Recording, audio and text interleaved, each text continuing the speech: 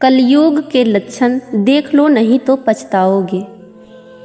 कुटुंब कम हुआ, संबंध कम हुए, नींद कम हुई, बाल कम हुए, प्रेम कम हुआ, कपड़े कम हुए, शर्म कम हुए, लाज लज्जा कम हुए, मर्यादा कम हुई, बच्चे कम हुए, घर में खाना कम हुआ, पुस्तक वाचन कम हुआ, भाई भाई प्रेम कम हुआ, चलना कम हुआ, खुराक कम हुआ, घी मक्खन कम हुआ, तांबे पीतल के बर्तन कम हुए, सुख चैन कम हुआ, मेहमान कम हुए, सत्य कम हुआ, सभ्यता कम हुई, मन मिलाप कम हुआ, समर्पण कम हुआ, संतान को दोष न दे, बालक या बालिका को इंग्लिश मीडियम में पढ़ाया, अंग्रेजी बोलना सिखाया, बर्थडे और मैरिज एनिवर्सरी जैसे जीवन के शुभ प्रसंगों को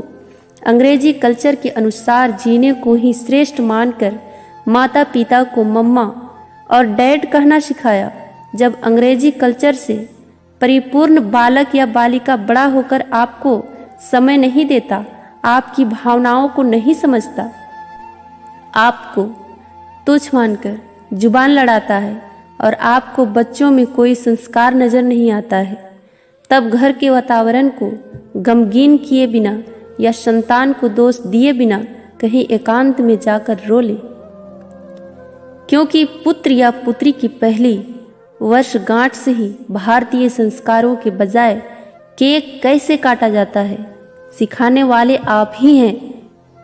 हवन कुंड में आहुति कैसे डाली जाए, मंदिर मंत्र पूजा पाठ आदर सत्कार के संस्कार देने के बदले केवल फर्राटेदार अंग्रेजी बोलने को ही अपनी शान समझने वाले आप। बच्चा जब पहली बार घर से बाहर निकला तो उसे प्रणाम आशीर्वाद के बदले बाय बाय कहना सिखाने वाले आप।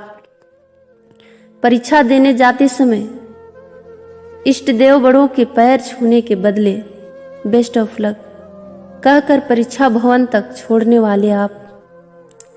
बालक या बालिका के सफल होने पर घर में परिवार के साथ बैठकर खुशियां मनाने के बदले होटल में पार्टी मनाने की प्रथा को बढ़ावा देने वाले आप। बालक या बालिका के विवाह के पश्चात धार्मिक स्थल को भेजने से पहले हनीमून के लिए फॉरेन टूरिस्ट स्पॉट भेजने की तैयारी करने वाले आप। ऐसी ही ढेर सारी अंग्रेजी कल्चर्स को अपने जाने अनजानों स्वीकार कर लिया है।